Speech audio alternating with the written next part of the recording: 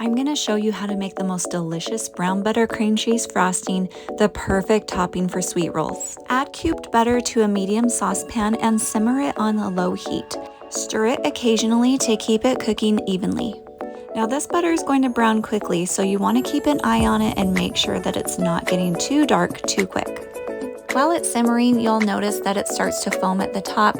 Keep on stirring to make sure that you can see the bottom of your pan.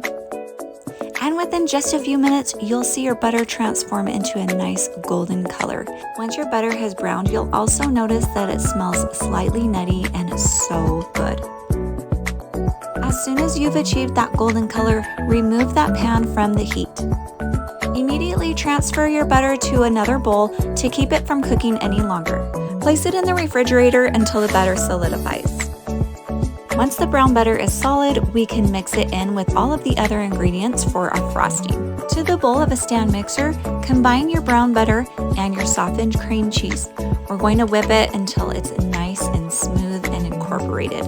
You'll be able to see all of those brown bits from our yummy brown butter. Next, add some pure vanilla extract and just a pinch of sea salt. And just for now, add only half of your powdered sugar and combine all of those ingredients until they're nice and smooth.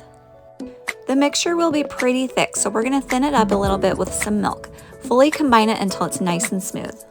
Add in more powdered sugar. You're going to alternate in between milk and powdered sugar until you have just the right consistency. Your frosting should be nice and smooth and creamy. And look at how gorgeous and velvety and smooth this frosting turned out. We can see all of those little bits from the browned butter.